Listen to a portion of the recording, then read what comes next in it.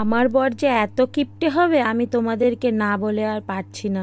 সত্যি আমি না ভাবতেই পারিনি ও এত কিপটে, জানো কি বলবো। কারেন্টের বিল বেশি আসবে বলে আমাকে ওয়াশিং মেশিনই চালাতে দেয় না। এই দুটো তিনটে জামা কাপড় বলে ওই তিনটে চারটে জামা কাপড়ের জন্য মেশিন আর চালাতে হবে না, নিজে হাতে ধো। তোমরাই বলো হাতে ধুতে ইচ্ছা করে? একদম ইচ্ছা করে না।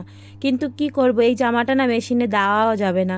এই জামাটা তোমাদেরও খুব ভালো লাগে, আমারও খুব ভালো লাগে, কিন্তু জানো এটা মেশিনে দিলে না নষ্ট হয়ে যাবে, সেজন্য মেশিনে দেবো না, হাতেই ধুয়ে দিলাম। বরকে আর কি দোষ দেবো, বর তো আগাগোড়াই কিপটেই থাকে। কেন, ও যে পয়সা ইনকাম করে না, পয়সাটা ও দেয় তো ওকে তো একটু গায়ে লাগবেই। আর আমি তো বসে বসে খাই আর বসে বসে নেই, আমার আর গায়ে কেন লাগবে, আমার আরও ভালো লাগবে। কি মজা, ঘরে বসে বসেই খাওয়া যায়। সত্যি মেয়েদের লাইফটা খুব মজার না, ঘরে বসে বসে শুধু ঘরের কাজ করে কত কিছু পাওয়া যায়। আর ছেলেরা দেখো অফিসে যায়, অফিসে বসের বক বক শোনে, কত কিছু প্রবলেম, তারপরে কখনো তো আবার দূরেও থাকতে হয়। যেমন আমার বর আমাদের জন্য দূরেই ছিল, 10-12 বছর ফ্যামিলি থেকে আলাদা। হ্যাঁ, ওদের কষ্টটা আমরা চোখে দেখি না। ওই যে একটু বলেছে একটা জিনিসের জন্য মেশিন চালাতে হবে না, বাস আমার মুখটা ফুলে উঠেছে। হ্যাঁ, একটা জিনিসের জন্য মেশিন চালাবে না, কেন মেশিন চালাবো না, আমি চালাবো। কিন্তু অ্যাকচুয়ালি ভেবেই দেখলাম না যে সত্যিই তো ও কথাটা তো ঠিকই বলেছে। এত কিপটে কেন বলো তো, বুঝি না, আমিও বুঝি না। সত্যি বরগুলো প্রচণ্ড কিপটে হয়, যদিও আমরা বুঝি তাও বলি বরগুলো এত কিপটে হয়। চলো ছাড়ো, একটু জামা কাপড়টা হালকা মতো ধুয়ে নিলাম। অ্যাকচুয়ালি কী বলো তো, জামাটা আমাকে জল দিয়েই ধোয়াচ্ছিল, আগের দিন ধুয়েছিলাম আর না উপর থেকে পড়ে গেছে, পড়ে গিয়ে লেগেছে ধুলো। বর বলে এটা একটু জল দিয়ে ধুয়ে দাও, তাই ধুয়ে দিয়েছি।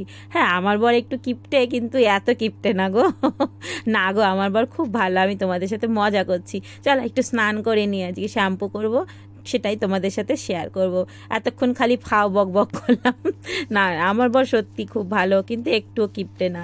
তবে এখন দেখো সব সময় তো একরকম থাকে না, যখনও বাইরে দেশে ছিল তখন আমাকে কোনো কিছুতেই কষ্ট দিত না, কোনো কিছুতেই না করতো না। কিন্তু এখন আমাকেও একটু বুঝতে হয়, না এই দুটো জিনিসের জন্য এত বড় মেশিনটা কেন চালাবো 1 ঘন্টা, তাই না, একটু হাত দিয়ে ধুলেই তো হয়ে যায়। এগুলো আমাদেরই বুঝতে হয়, আমরা না বুঝলে আর কে বুঝবে।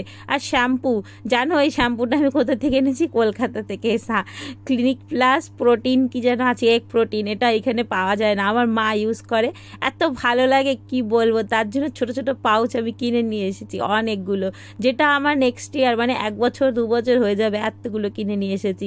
যদিও দেখিনি এগুলোর কি আছে না কি, ছাড়ো। চলো এই যে শ্যাম্পুটা করছি, দেখো চুলটা ভালোভাবে ধুচ্ছে। তোমরা সবসময় বলো বৌদি একটা স্নানের ভিডিও দাও, স্নানের ভিডিও দাও, না দিয়েই দিলাম। এখন এটা হচ্ছে আমার বাথরুম, এটা হচ্ছে আমি, আর এই যে করছি স্নান, তোমরা এবার একটু দেখে নাও, বুঝলা কেমনভাবে স্নান করি। আর আমি না সত্যি শোনো ম্যাক্সি বেশি পরি না, খুব কম। তোমরা দেখেছো আমার 2-3টেই ম্যাক্সি আছে, সেগুলোই শুধু ঘুরে ফিরে পরি। তো এইরকম ফ্রক স্টাইল ড্রেস পরি বাড়িতে, আবার কখনো জিন্স জিন্স না ওই শার্ট প্যান্ট আর টি শার্ট পরি, আর থাকি এরকমই। তো তোমরা যেটার জন্য আমাকে স্নানের ভিডিও দিতে বলো সেটা তো দেখতে পাবেই না, যে সবার ম্যাক্সি পরে ভিডিও, কিছু করার নেই আমার। তো হয়ে গেল আমার শ্যাম্পু করা। চলো আর কি ভিডিও দেখাবো, এখন শ্যাম্পুটা করলাম, এখন তো দরজাটা দিয়েই স্নান করবো, এখন তো আর তোমাদেরকে দেখাতে পারবো না, তাই এখন তোমাদেরকে টাটা বাই বাই করি।